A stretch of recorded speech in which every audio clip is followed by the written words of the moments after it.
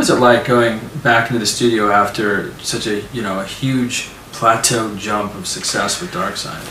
I think well, I know it was difficult, and I think being wise after the event, if we could relive the whole period, what we should have done was probably worked live for another, you know, done a year of, in the modern world, we'd have toured for much longer, done Dark Side as a show and developed it, instead of sort of more or less coming straight back into the studio. I think we spent an awful lot of time working on ideas that didn't lead anywhere, perhaps because we were a bit burnt out by Dark Side and its success and so on. And it took quite a while to get stuck into Wish You Were Here.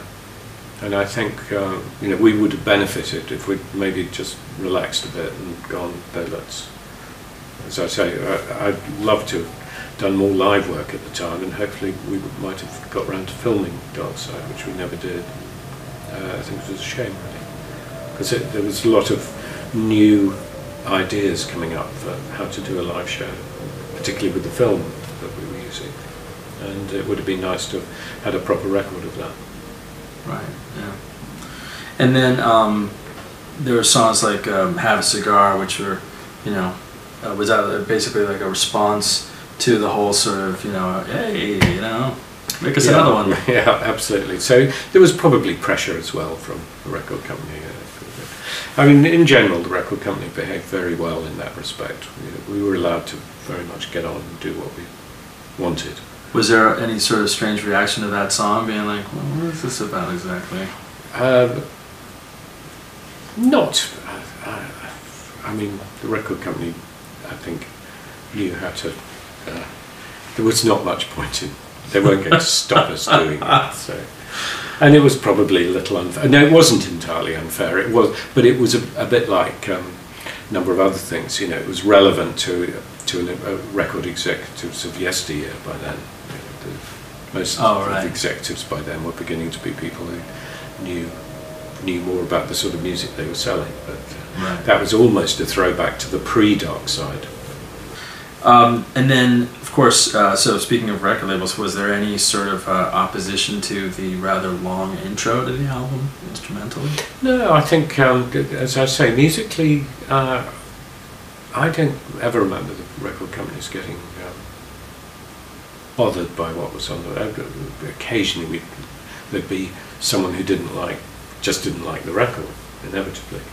But in general, they were sort of probably distracted by storm running interference in terms of coming up with very complex album sleeves that, particularly with Wish You Were Here, we wanted to shrink the whole thing in black plastic, so there was nothing on it at all. I mean, finally, the record company managed to persuade him to put a sticker on the front of it saying what it was, but Storm's original idea was that it was total absence, that it was just a black shrink wrap. That took a while for them to get over.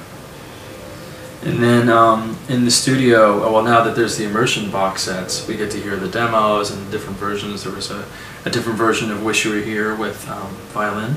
Yeah, I think that was the jewel in that particular crown. It was something that I assumed had been lost forever. I thought we'd recorded over it.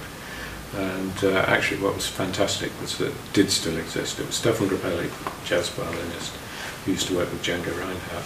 And he was working with Yehudi Menuhin down in studio. I think we were in 3 and they were in 2. And they came up to sort of just, in the way one does in a recording studio, sort of wander in, pay your respects. And someone had the gumption to say, would he like to play on it? And he went, yeah, all right, why not? And went in, did this. I think, I can't imagine why we didn't use it at the time. It's lovely, I think. But I suspect we were already worrying about the fact that even that we'd got Roy Harper sort of singing on the record, and I think the sense was, no, this should be ours, not too many. How did that happen, when you got another singer?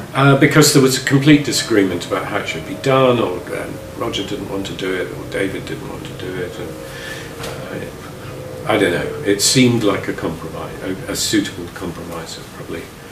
It was one of those things that if we'd been more grown up, we probably would have worked it out in a slightly better way. I mean, Roy did a great job. Yeah. But there was no nothing done since with Roy. No, no. I definitely was not the plan to use too many other people in our records. Mm-hmm.